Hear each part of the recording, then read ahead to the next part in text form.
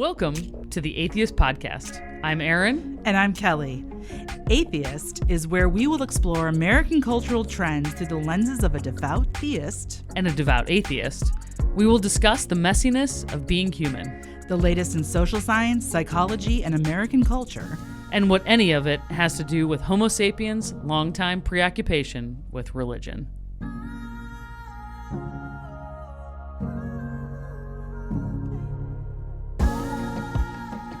So we're back for part 2. Let's do it. All right, so Let Them Theory, part 2. Yeah. Your relationships and Yeah. Let Them Theory. So I wanted to just start, I know we ended the last episode with a little caveat, like making sure people understood kind of, you know, what is not included in this let them.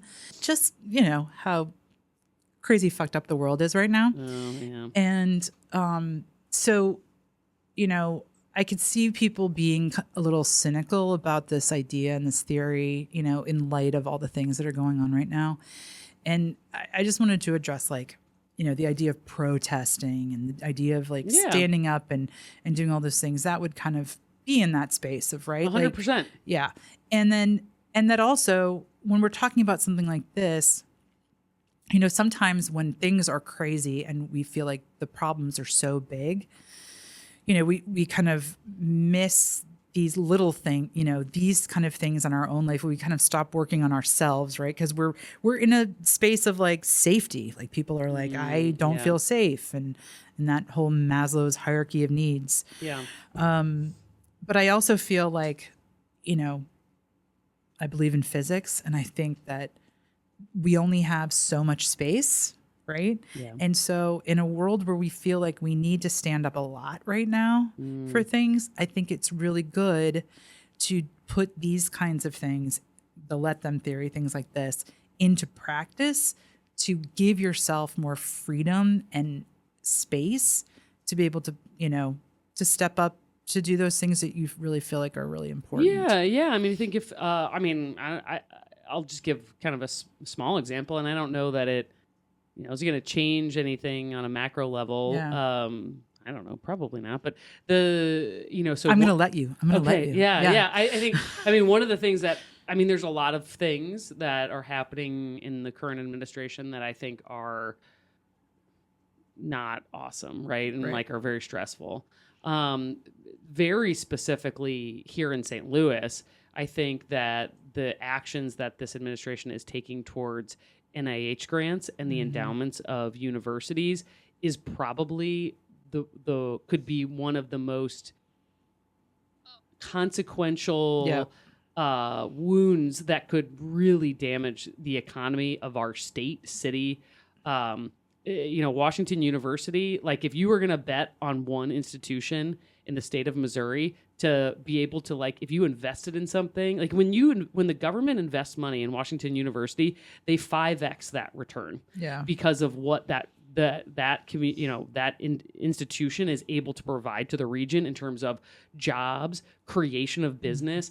It's just like, it's unbelievable. And I mean, the advancements that have been able to be achieved in science at that institution are just remarkable and incredible. And people don't really understand how endowments work. They're like, oh, well, they have billions of dollars. And it's like, well, yes. However, whenever somebody donates money to a university, it is flagged for certain things. And so you can't just like liquidate it to cover the budget shortfall of like $500 million that now you have to pick up for all the labs that you had running, right? So that means that, you know, that you're going to have to make decisions about like liquidating assets that you might not want to liquidate. That might mean right now what they're doing is they're saying freeze on hiring, freeze on construction.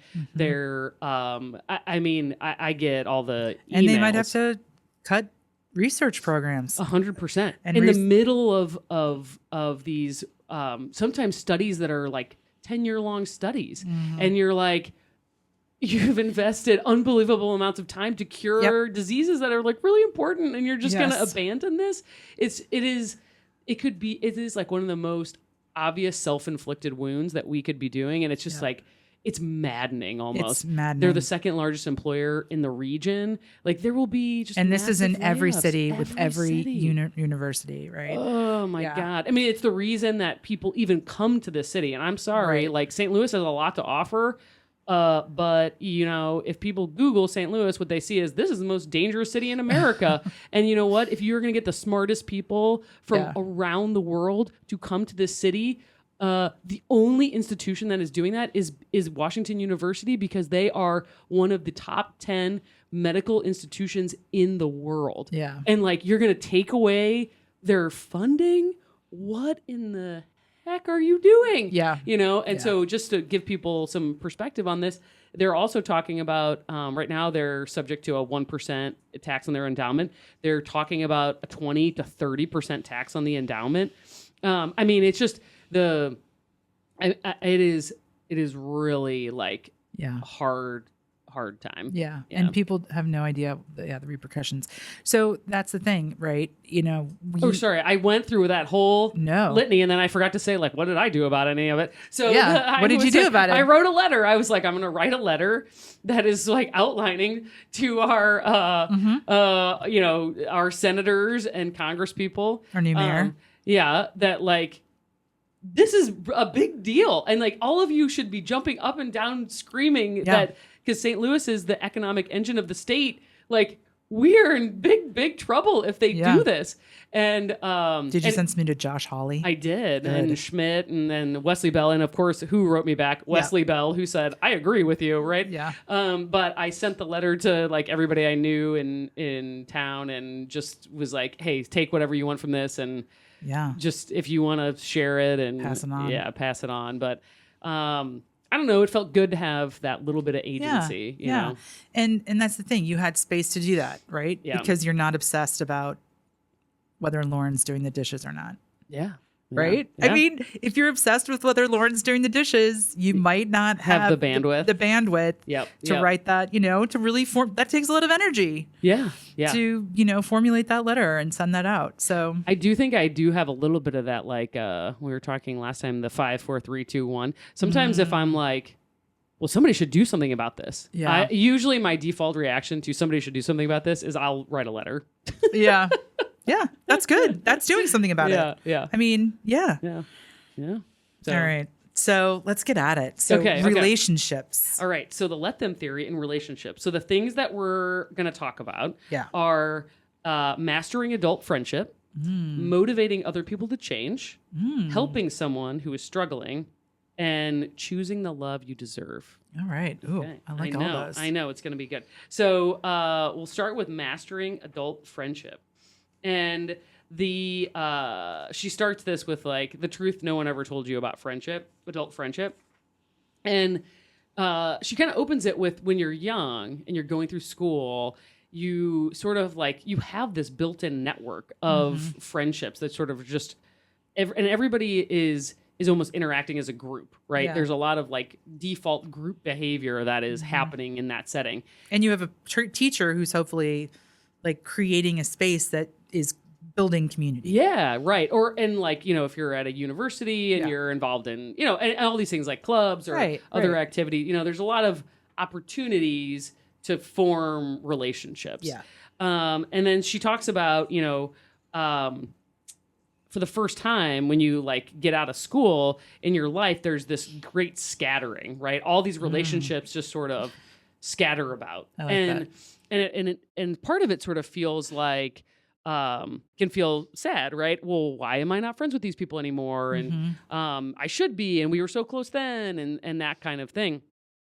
And she talks about that the 3 pillars of friendship as adults are proximity, timing, and energy. Yeah.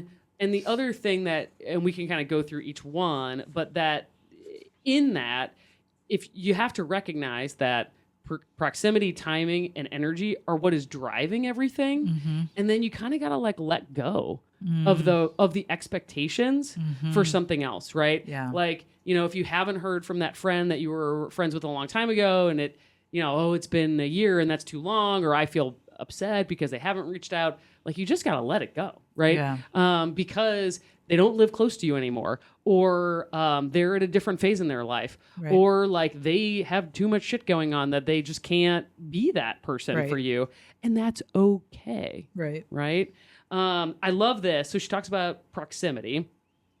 And Justin and I used to always talk about proxemics. It's like so important. It is literally everything. I mean, in terms of how most things evolve. I don't right? know if I've ever heard that word before. Can you say that again? Proxemics. Yeah. Yeah, I think it's Never just like heard the it. science and study of like how proximity changes Yeah. like relationships, culture. You I know, love that. Yeah, Okay. drives human behavior.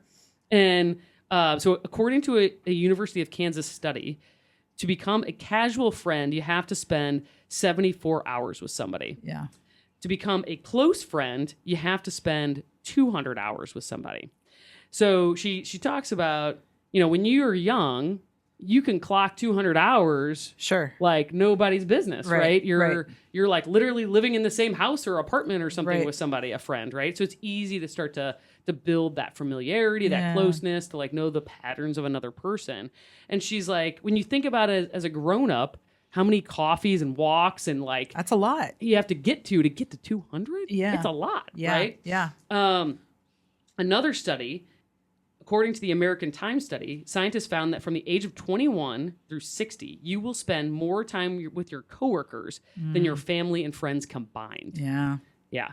I believe that. So, two things about that is interesting. The proximity like makes such a big difference, but then how come you're not friends with all your coworkers, right? Right. Like some coworkers you are friends with and some you're not. Well, then you go to the next leg, right? Which is timing, which is Okay. about every person is in a different phase of their life. Yeah. Right. So she jokes about her daughter who was working. She was like her first job out of college, and all of her coworkers were quite a bit older, right? And so the coworkers would be talking about their kids and like what they were investing in for retirement.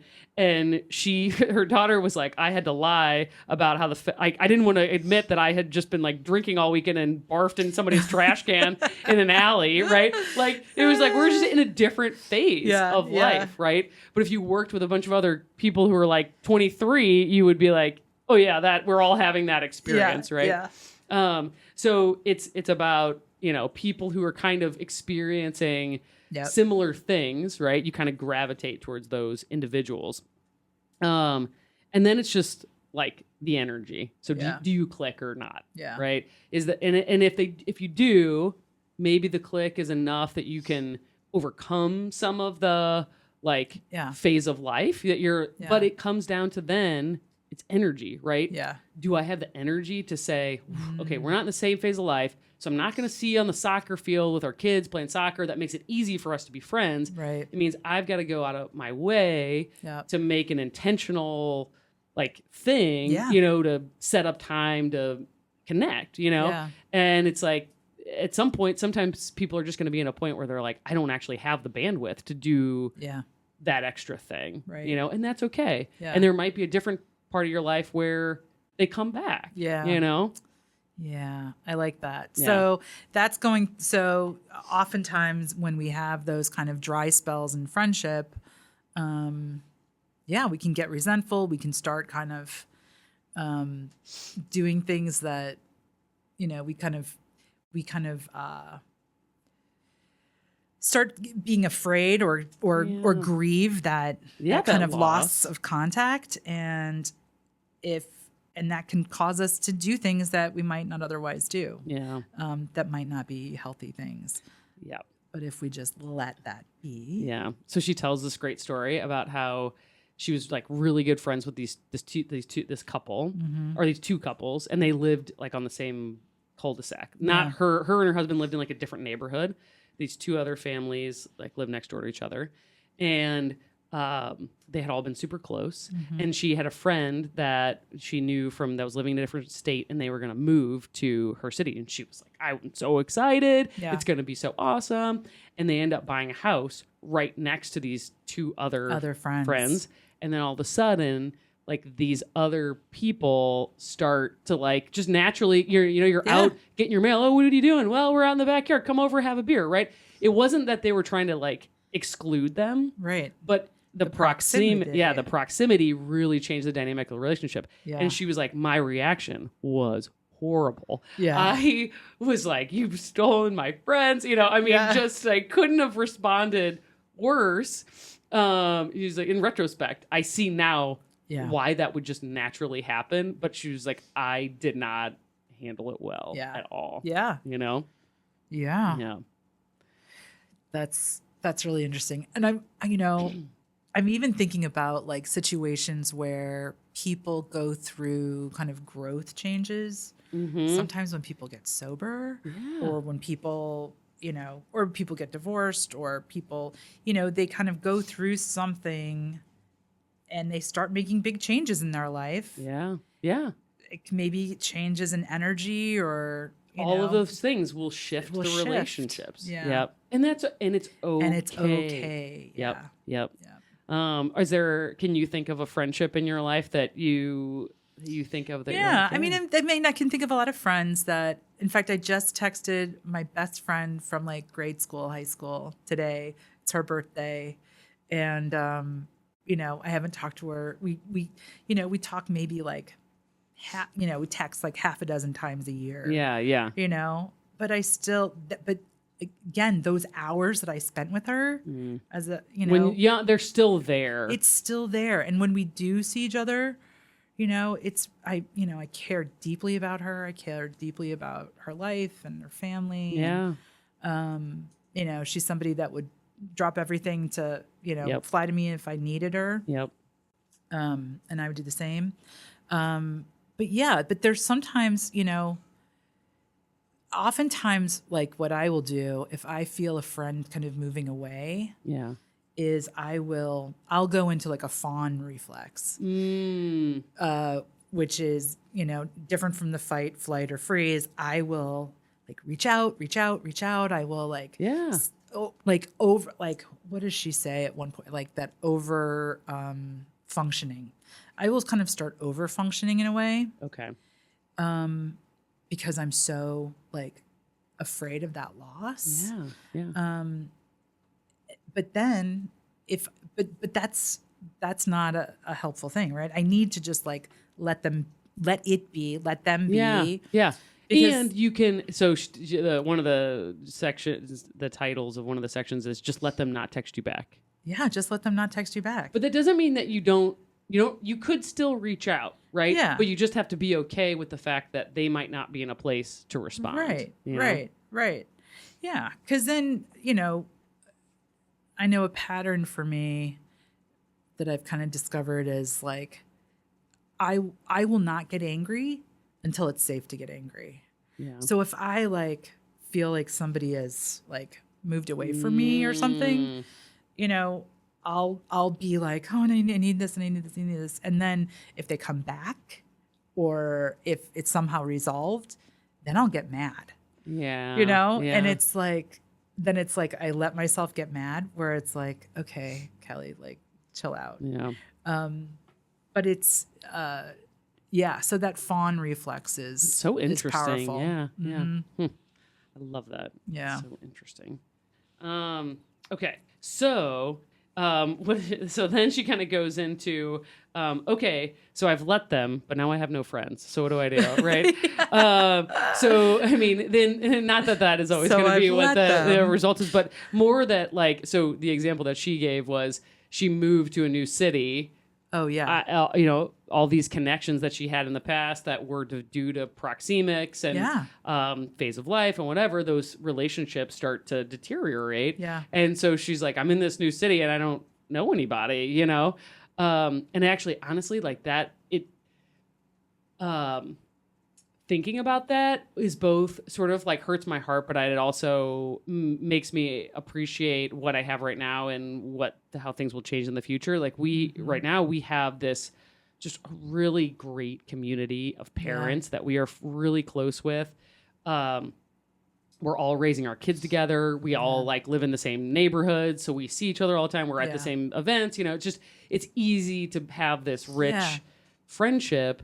And, eventually our kids are all going to like go to college and some people are going to move and some people are going to stay and some people, it's going to it's going to change. It's going to change. And that's okay. Yeah. You know, and I'm going to be sad when that happens, but it's also like, that's just normal. Yeah. You know, it's just normal. But also, you know, these are a lot of hours you're putting in. Yeah. With those, you know, those kind of like those relationships. Mom friends. They'll never, they'll always still be friends. Yeah. I just might not see them as frequently, you know? And then it becomes an energy question is, do both people have the same like energy ability to keep that connection alive if you lose the proximity piece, you know, and the phase of life piece? It's hard. Yeah. Yeah. I have a good friend who actually, Maggie, who was on our show. Yeah. I mean, Maggie and I became friends because our kids were in kindergarten together. Yeah.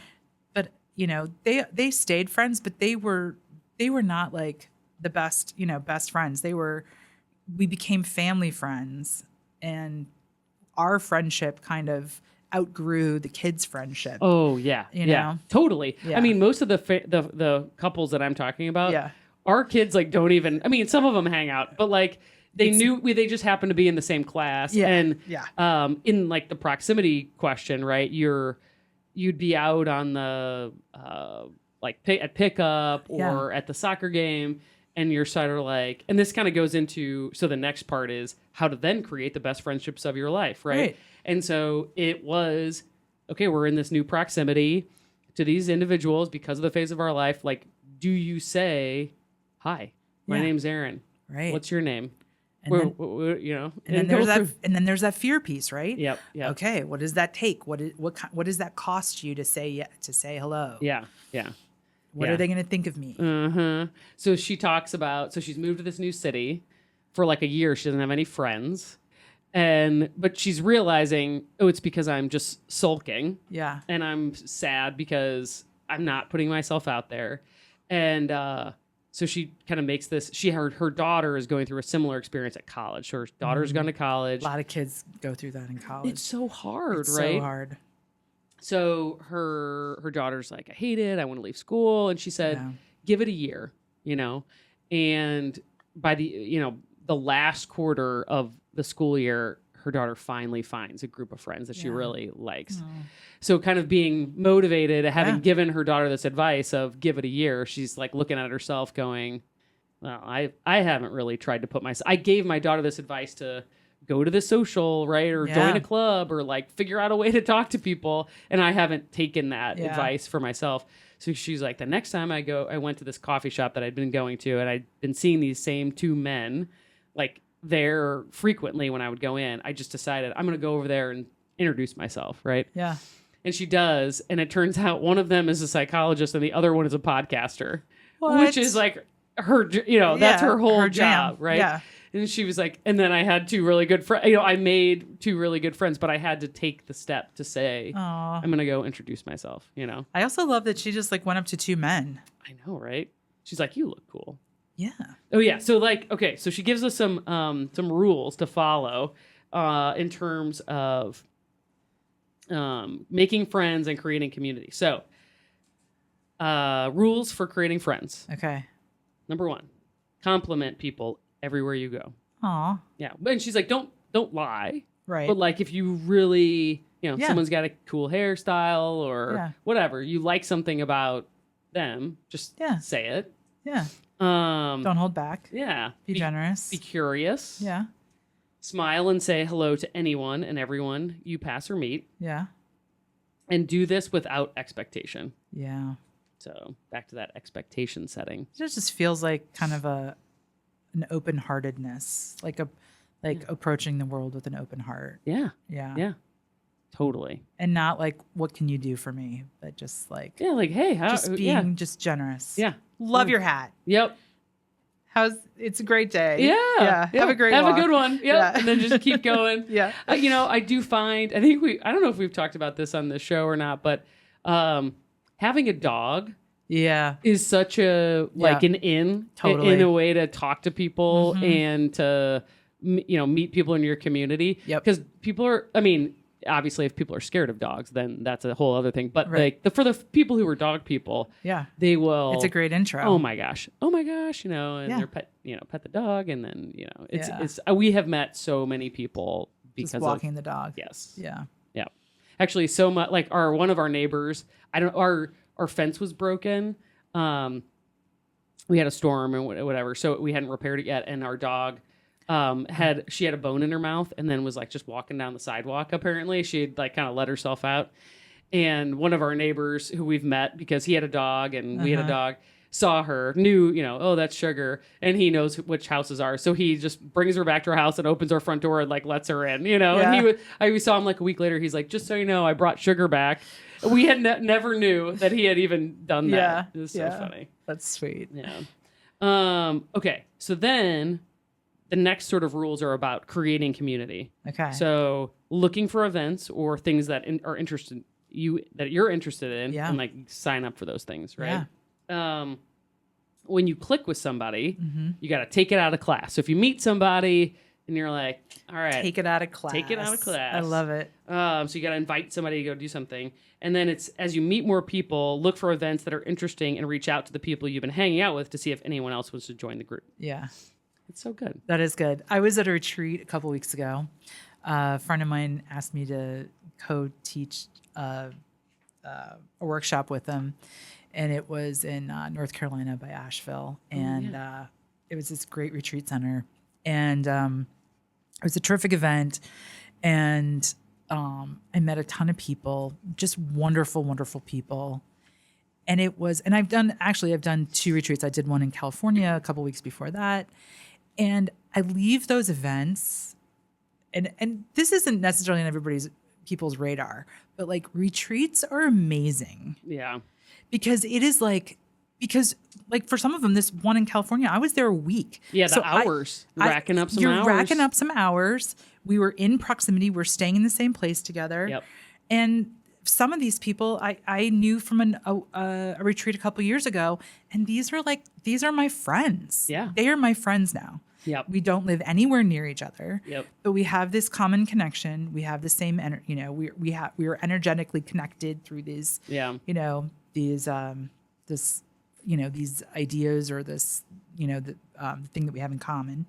But and when I was at the one in North Carolina, the last night I ended up talking with this woman who she and her husband, they kind of do these retreats. They kind of go all over, and almost like you'd go to music festivals. Yeah, yeah. And it felt like, and she had a T-shirt that said, what was it? It was like free range contemplative. Mm-hmm. And so she and her husband were like, they looked like you would not be able to tell the difference between like them and like deadheads. Yeah, yeah. So they're like, we don't really go to church anymore, but we go to these retreats, and this really fills us up, and we meet a lot of people, and we kind of have people and speakers who we really like, and we kind of follow where they go, and it's like this wonderful kind of free range church. It's amazing. Isn't that cool? I think there's it's kind of like the people who do the RV culture, right? Yeah.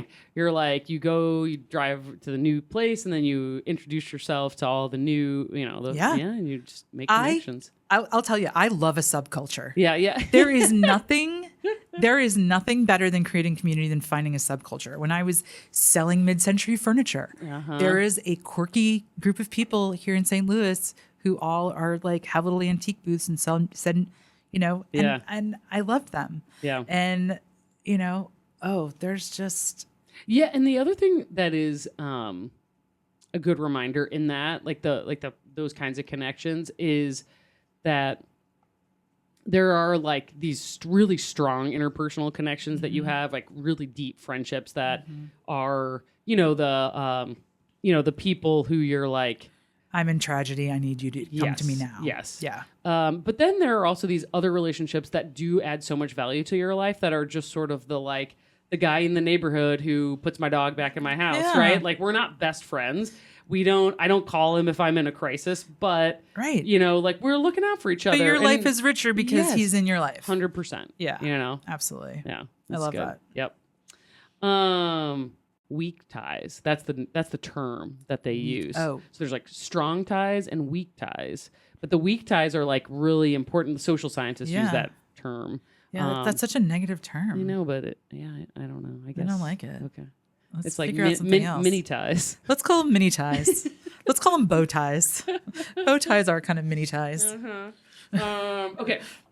Next So point. the next part Yeah. is about trying to motivate other people to change. Oh yeah. Okay. I have a little bit of cynicism around this concept. Yeah. So I'm curious. I'll kind of like lay it out, and then you poke holes in it. Or Yeah, do it. So her thing is, how do I motivate someone to change? Well, you can't.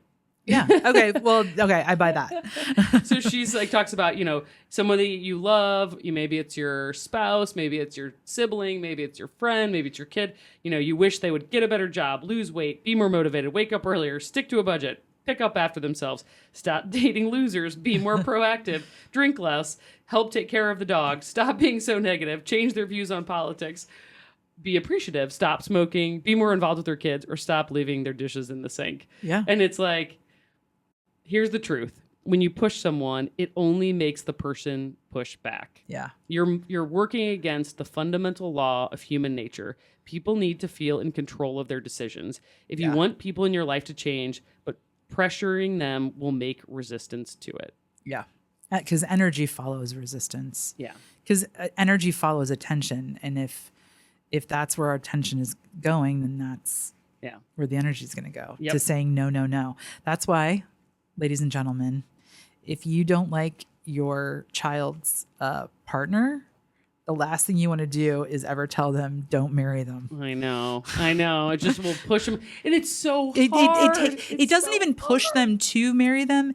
It takes away all their agency to make a decision because they have no other choice but to marry them. Yep. Or to be a partner with them or in some way. Yep. Yeah. So she in that a couple of things to so what tools do you have at your disposal, right?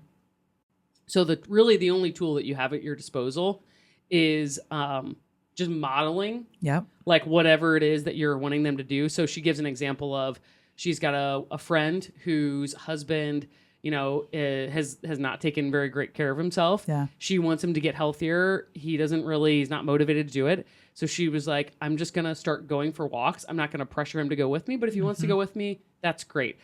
All I can do is just come back and I can say, man, I really feel good after having gone for a walk, and just sort of, model the behavior that you hope that person will lean into.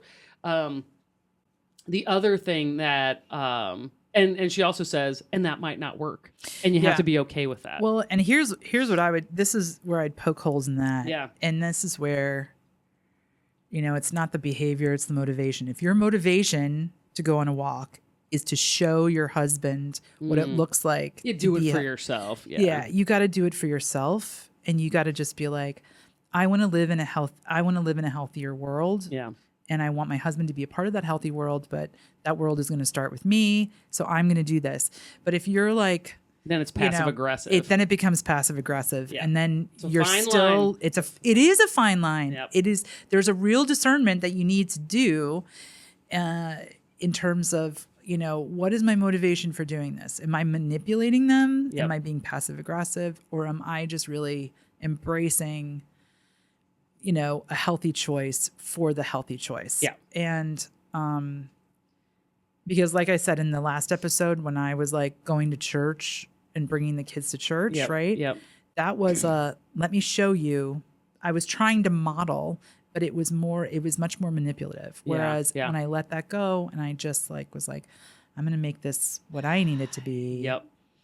Then, I have no expectation on where it's going to go with them. Yep. Right. Yep. And you have no expectation. Are you going to walk every day? Even if, what if you outgrow walking, and what if you want to start running? Yeah. And now your husband's not going to come because he doesn't want to run. Yeah. And are you going to you should keep running. Yep. Right. So I think there's a fine line there. It's a good point. It's a really good point. But that's where you get into kind of really needing to do some soul searching, and it's your focus cannot be even really on that other person. Yeah. Yeah. Your focus really needs to be on yourself. Yeah. Yeah. to understand your own motivations. Well, and then that kind of goes back to the end the relationship or end your bitching that we talked about in the previous episode, which is, I mean, it's sort of like, okay, well, this woman loves her husband. She's not going to leave him if he doesn't get in shape. So like, it is what it is, right? Yeah. You're going to have to just, you can do the things that are right for yourself. If they want to come along, great. And if not, you have to like let go of the expectation. Yeah. Now, the only like caveat to that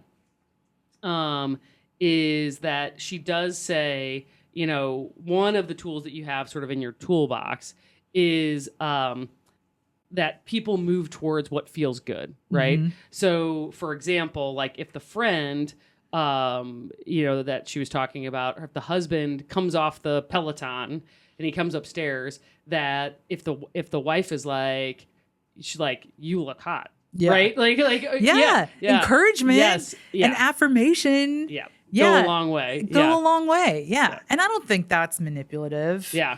Yeah. No, especially if you feel genuinely, you're like, I'm genuinely proud of you. And I feel like that you're like the thing that you're doing to take care of yourself is making you more attractive. Like, I'm going to lean into that. Right. Yeah. So I'm all for that. Yeah, I think that's good. I do. I mean, I think that, that's a great relationship example. And even like with your kids, if you're like, okay, this is a habit that this kid has that I don't love. Well, when they show some initiative to like change the pattern, you're just say, hey, that's awesome that you did that. Yeah. But like, and then leave the rest of it alone, right? Yeah. You don't have to criticize any of it or turn it into a criticism, but just kind of like appreciate the motivation to move towards something that's positive for them. Yeah. I love that. Yeah. Okay. Actually, so I think this is a great, like, if you don't mind, I'm just going to read this because I think it's good. So, a good reminder for everybody. So pressure doesn't create change. It creates resistance to it. Mm-hmm. Even if you're acting with the best of intentions, it will end up yielding bad results. Every time you pressure someone, it will push them away. You're not only straining your relationships, you are fighting against the wiring in someone's brain and body. You think the tension and frustration are due to the fact that the other person won't do what you want them to. You are wrong. The tension and disconnection are being created by your pressure. Yeah. Truth. Adults only change when they feel like changing. Human beings, our hardwired survival instinct is to be in control of every aspect of your life.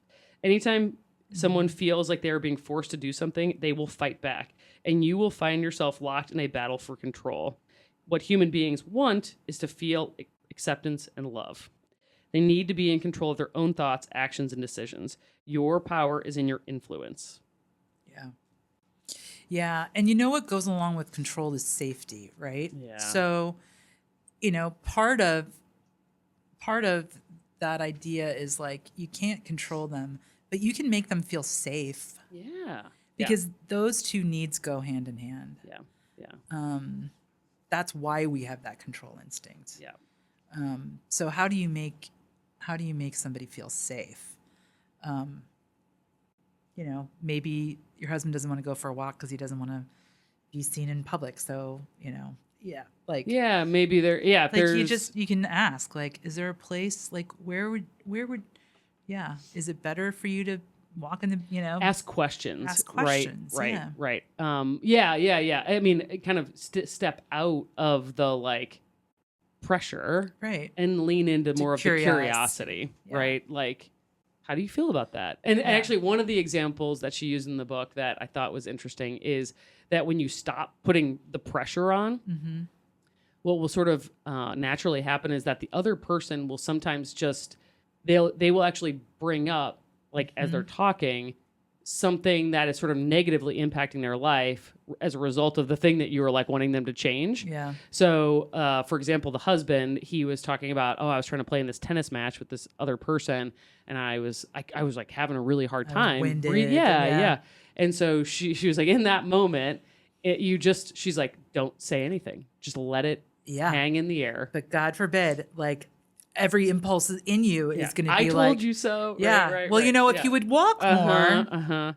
Yep. So she's like, just let it hang in the air because Yeah. they have to process it for themselves, right? Yeah. They have to come to the conclusion on their own. And if you push them into that, it's just going to create more resistance. Yeah. And, I mean, I hope people as they're listening to this realize this is hard stuff. Hard. Because this means that you are really being super self-aware. Yeah.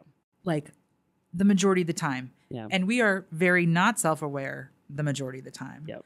And even when we are self-aware and we go, we still make mistakes. we still make mistakes and we still say the thing. Yep. Yep. So, that's the other thing is like, how do you position yourself to be in the best, to be in the position so that you can do these things, so that you can be self-aware. And I would say, having some kind of practice that allows you to be silent, be still with yourself so that you understand how to let go of your own thoughts, how to recognize your own thinking, recognize when thinking is negative, and also recognize when you yourself are in overwhelm, which means those things. And this is one of the things that I've been studying is this somatic work with the Enneagram. Yeah. And the somatic work says your body is going to be triggered first, always. Yeah. Before it gets to your head, right? Yeah. So a lot of us don't live below our necks, right? Or maybe we live to our kind of our heart centers, but we don't really live into our gut. Yeah. And so when you can spend time each day and really practice learning what it feels like, what does it feel like? And I think you said that a couple times when you were describing things that she was asking. Like, what does this feel like in your body when your son says, we're going to go in this pouring rain to a little restaurant we don't have reservations for? And you want to say, where do you feel that impulse in your body? And that's going to start in your body first. And if you can sense that and feel that, and realize that that does not need to take over. That feeling in your gut that screams, say something, say something, say something, is not the only feeling in your body. Yeah. And you have to practice shifting your attention. Yep. So, in meditation, people say, let that thought go, let that thought go. Well, in the somatic work, it's more like shift your attention to a place where you can breathe. Yeah. So when you're stuck in that space, when you're with all these other parents and all you want to say is, you can't go there. You can't do that. You can go, okay, I recognize that my stomach is super tight and I want to do this, but I can feel the space in my chest that's free. I'm going to just breathe here for a second. And it'll relax, it'll soften. Yeah. And then and that is in the moment, kind of both welcoming that feeling and going, okay, thank you, but also giving yourself some space and that pause to be able to make a choice, to make a decision that's going to be helpful. Yeah. I feel like more relaxed after listening to you describe that. Well, good. It's not that I was like tense before, but I'm even more relaxed now. I mean, because we just kind of let our bodies feel what they feel. Yeah. But, and but we need to be aware of what because our bodies are giving us information all the time. Yeah. Yeah. And they can help us in this space. So it's not like we have to be this, we don't have to be like when we say mindful, I don't have to be spiraling in my head all the time, about like, oh, did I say the right thing? And I didn't, just relax, let things happen. And then just, if we kind of practice that dropping in where we can really feel what's happening. Yeah. So that kind of actually is a perfect segue into the next section, which is the more you rescue, the more they sink. And this is, again, it's adults, you're dealing with adults. So like, if it's your kid, it's a different, and they're a kid, not an adult kid, but then it's a little bit of a different, situation. But essentially, I mean, the idea here is that you have to let people learn from life. Yeah. And that might be hard. Yeah. So she references Dr. Robert Waldinger, who we have talked about on the show before. I'm trying to remember when it was one of our earlier episodes. Yeah. But he is the researcher that has worked on that The longevity project. Yeah, the Harvard study. And so it's the most extensive, long-standing research project on adult life. Mm-hmm. And so when she specifically asked him about this issue, right? Okay, somebody's doing something that I feel like is self-destructive. I want to intervene. I want to do something about it. And this is what he says. He says, let people learn from life. Don't shield them from the consequences of what they choose. If someone says, I don't really want to get a job. Okay, well, how are you going to pay your rent? There are a lot of things we can do to help people meet the challenges of life, but by not shielding them from the challenges of life. This often happens in the realm of addiction with loved ones. We have to let people deal with the pain of losing a job or losing a partner because they're addicted to a substance. We don't try to run in and make it all better. When we let the people face real world consequences and the choices they make, they hopefully learn from them. Yeah. And so he kind of talks about or she kind of goes on to describe the conversation with him. But in it, it's sort of like in this situation, you actually can do some things that are sort of conditional, right? Well, I will help you pay for your rent if you finish rehab. Okay, Yeah. you don't. She's like, this is the hard part though, because when they don't meet those expectations or you have to follow through. That's it. You have to follow through. Yeah. And she's like, the hardest one for parents, especially of adult kids who are struggling, is that the kid wants the financial help, Yep. right? And they keep coming back and you feel bad and you feel guilty and you want to help. And then, but it's like, if you're going to survive in life, I can't just keep floating you, right? It's just going to sink you more. Yeah. So you have to be able to meet some thresholds in order to continue to have any sort of financial support. But you have to be able to say the answer is going to be no. And remove that support if they aren't made it. I'll pay for college if you're getting B's. If you're not getting B's, you are paying for it by yourself and you cannot go back on that, right? It's putting up some hard lines, which I think is really hard for people. Yeah. Yeah. And do you know that there are actually some laws in certain states about divorced parents having to pay for college? Really? Yeah. How does that work? I don't know, but that happened to a family member of mine where, somebody didn't get the average that they had set that kind of structure. Yeah. And then the kid took him to court. No way. Yeah. That is crazy. Yeah. So a great example of not letting people learn from life, right? Yeah. Is a family member of mine. He is helps run a construction business. Uh-huh. He had an employee, young guy, who just couldn't show up to work on time. I mean, he would show up every day at 10, couldn't get out of bed early enough to get to work at 9. And so I had other issues with him as an employee, but just dude, get your act together, right? Right. And so he lays this kid off. You're fired for not showing up to work on time. And the parents sue the company for wrongful termination. What? That's insane. These parents are enabling. Oh my God. This obviously bad behavior, right? Your kid is never going to be employable if he can't get to work on time, right? I mean, there are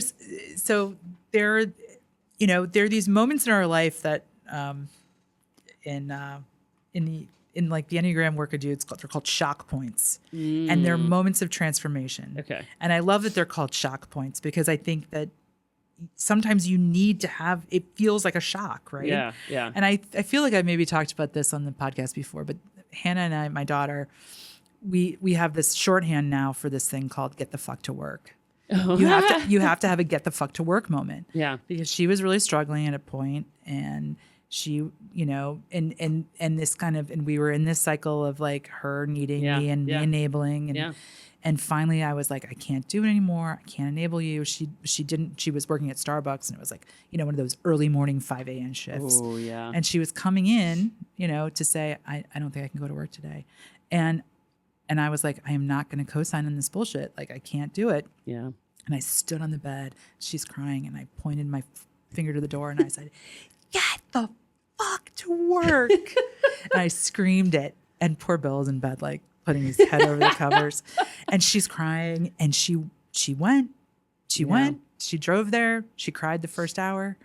But then she called me halfway through the day. She goes, "Oh, man, I feel so much better. I like talk with my boss." I told her I just can't do these early mornings. Yeah. She said, "Okay, I'll put you on a different shift." And that moment was a shock point for her. Yeah. It was this point where she was like, "Okay, like now I can do things that are hard and scary." Yep. And I can get through it. And I had to like force her to do that. Yeah. Yep. I mean, so man, that's intense. So we'll use it now as like shorthand. You had that moment. We're like, "Oh man, that person needs to get the fuck to work." Yeah. I love it. And she's like so responsible and she's doing great. Such a hard worker. And she's like night and day from, there was just a really hard time. Oh my God. And people also go through a hard time, and you have to be hard with people sometimes, even when they're in a hard space. Time. Yeah. And a lot of times that's exactly what they need. Yeah. Okay. So the last part is about like love relationships. So it's choosing the love you deserve. I love that. Man, I love that. So first of all, she kind of talks about that the purpose of dating is not to find the one. Yeah.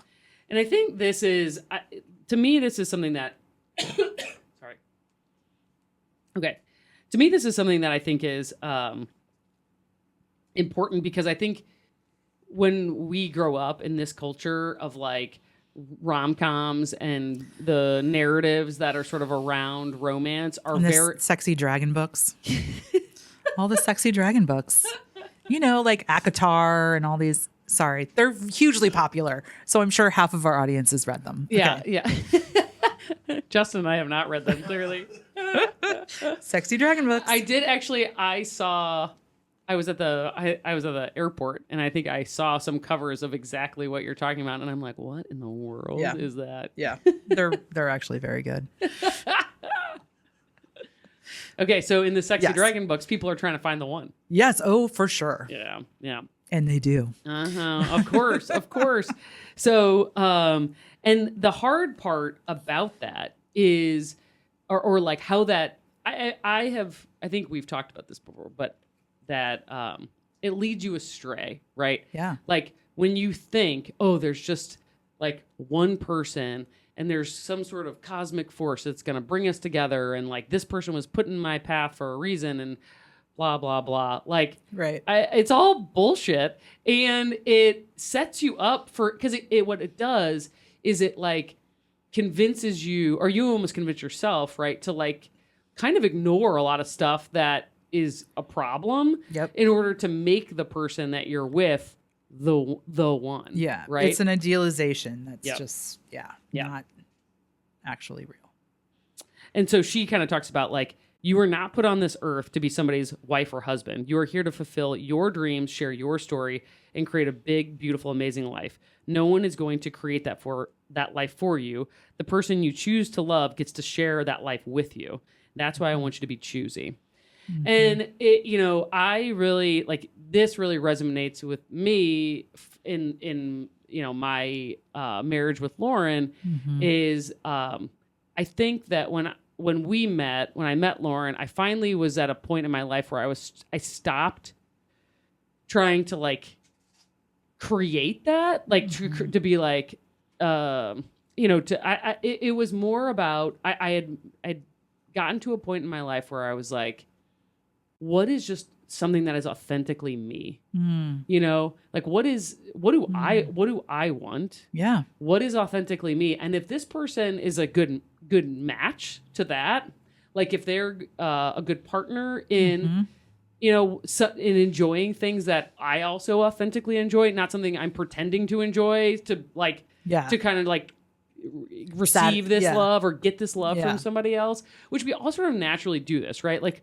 because we all want to be loved and we all want to be accepted, so we sort of are willing to sort of change preferences or behaviors to sort of like get that the other person to sort of respond in the way that we want them to respond. Right. But it's not authentic necessarily to who we are. And then as you get down the road and you're not in this catch phase anymore. Mm-hmm. You're in the phase of this is just a real relationship. Yeah, it's just messy. If you've been sort of, oh, I'm going to like play this game, then oh crap, you're not like, it's not a good fit, you know? Yeah. I don't know. I've had people call me literally like right after they've gotten married and say, oh shit, the person is totally different.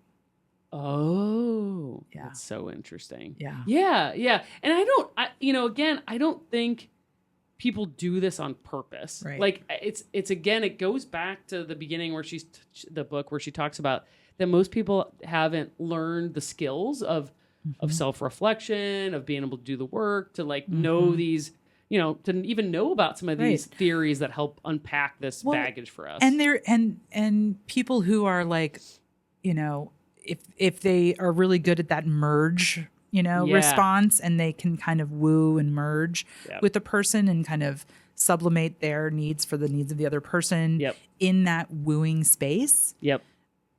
That's also part of that is just a survival instinct. That's literally just it's like mirroring. Yeah. It's not coming from any kind of, manipulative place.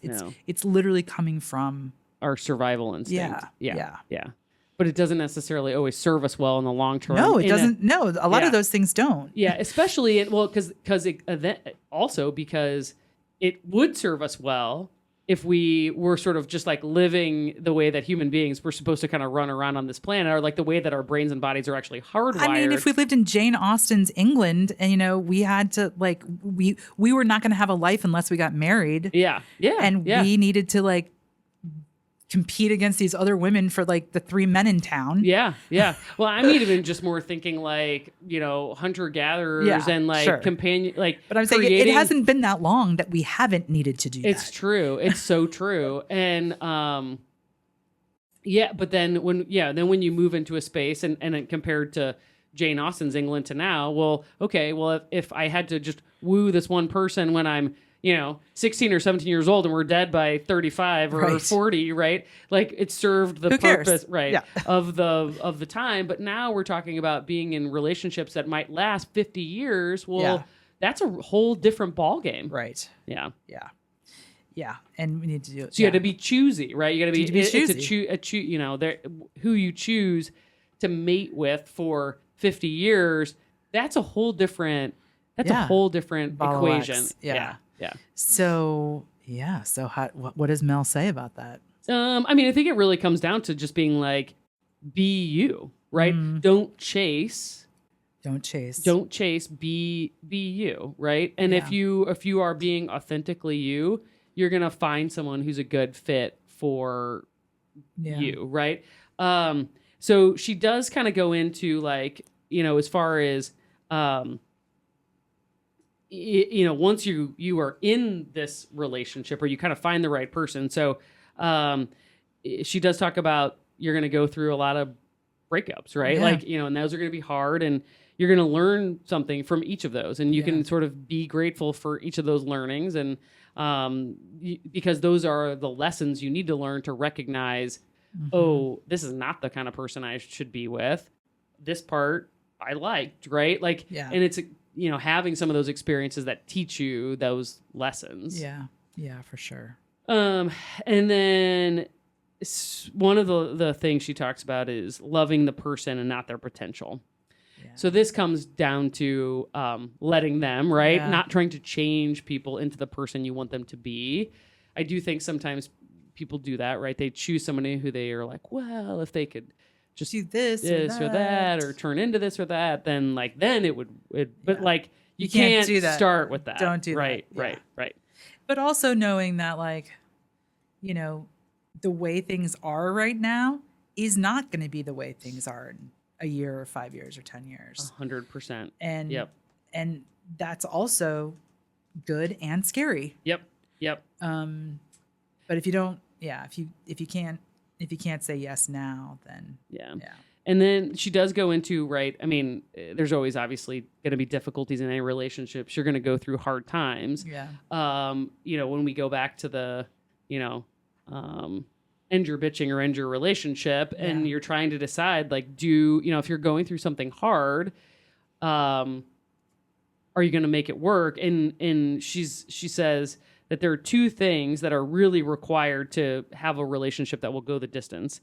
And the first is that both people want the relationship to work and both are willing to work on it to make it better. Yeah. And number two is the issues that create problems do not require either person to give up their dreams or compromise their values. That's really good. Yeah. Yeah. And I was just talking to somebody the other day about, like the question of like, why do you love me? When you ask your partner that. I don't know if you ever do that. Yeah. If you guys ever do that. I don't know if we've done that in a while. Maybe we should do that. Why do you love me? Yeah. Well, I will say it's always disappointing. The answer is always disappointing because they're never going to actually say the things that you really want them to say about you. Yeah. That's so funny. But when you think about, but I think it's more important and maybe reflective to really say like, why do I love this person? And when you really ask that question, the answer is usually about the way they make you feel. Yeah. The way they make you feel safe, the way they make you feel loved, the way they make you feel like you have power and agency and, Yep. And those are really important things. Yeah. And it's that Maya Angelou quote. Is it Maya Angelou who says, people don't remember things you do, they remember the things that you made them. Yeah, how they made you feel. Yep. Yeah. Yep. So so one of the things she talks about in there is in these long-term relationships, right? That you're going to be there's a question here, which is like, is there someone better out there? And if you're in a long-term relationship, it's just that you're never going to know. Right. And the fact is like that if 80%, like if you're in a relationship where, that person does not require you to compromise your dreams or values, if they are like in it and they are someone who respects you and that, you can enjoy it, like you've won the battle, right? Yeah. Like no one is going to be 100% perfect all the time. No. But if you got 80%, like you've won. Yeah. So part of that's just recognizing that, and then like leaning into cultivating that. Yeah. And that kind of comparison is the thief of joy, right? Comparing your partner to somebody, some mythic, being that might be out there that might be better is like, God, it's just, that's such a trap. Yep. Yeah. So she says, relationships are about learning how to love someone for who they are, not for who you wish they would be. Yeah. So, in dating, this means letting people reveal who they are through their behavior. In relationships, this means accepting people as they are and not punishing them because they are not who you want them to be. Yeah. And sometimes that's presents a hard conversation, right? Like you may have to, make a decision about what that relationship is. But at the end of the day, when you found somebody that is that 80% and you both want to make it work and you're going to go the distance, and it's like, you got to put in the effort with that person. Yeah. Do you think that there's, I do think that it's better to be alone than with the wrong person. Yeah. For sure. Yeah. But also it's like, what's that line? Yeah. Is it 75% the right person? Is it 80% the right person? Yeah. It's that's like an arbitrary number, right? Yeah, it's definitely arbitrary, but it's never going to be 100% the right person. I mean, I think if you're in a relationship with somebody who's not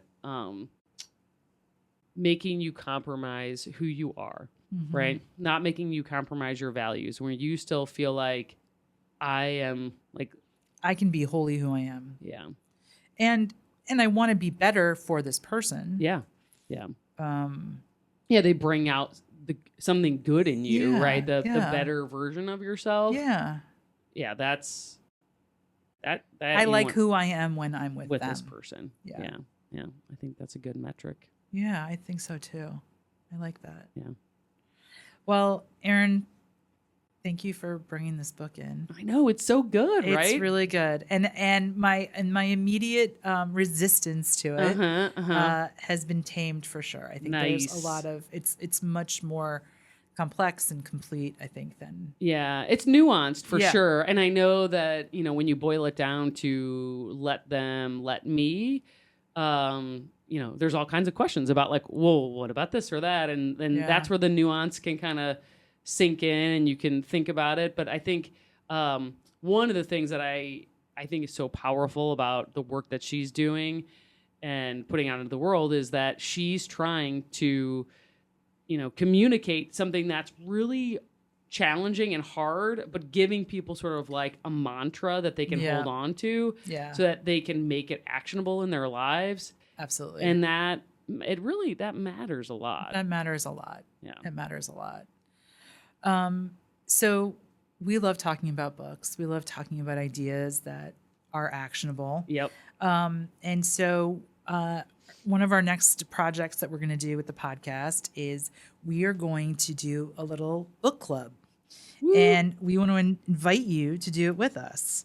And we're going to do it with our friend, our buddy, our personal buddy, Oliver Burkeman's book, Meditations for Mortals.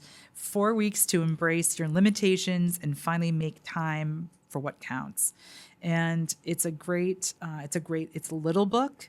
And the way it works is there's like kind of a daily writing, and it goes over 4 weeks, and each week is like a theme. Okay. So we're going to invite people to grab this book, get it from the library, download it on Audible, find it on Spotify, whatever buy it at Barnes & Noble, and go ahead and start reading it. And we're going to do 4 episodes, kind of mini episodes and maybe not so many. We'll see. We'll see. We're Yeah. talkers. We might, end up in a long conversation. Yeah. But we're going to talk about it, and we're going to invite your questions too. So as you read it, if you have a question for us, put it on out there on the socials. Yeah. Slip into our DMs. Yeah. You can also email us and at atheistpodcast.com. And what else? I don't know. It'll be a great conversation, and it's really good stuff. So. Yeah. And I guess maybe the big hope would be we got some great questions. Maybe we could ask Oliver if he's free, if he can come back maybe answer some of those questions. Yeah, we'll see. We'll cross our fingers. Okay. All right. Good talking to you, Kelley. Good talking to you.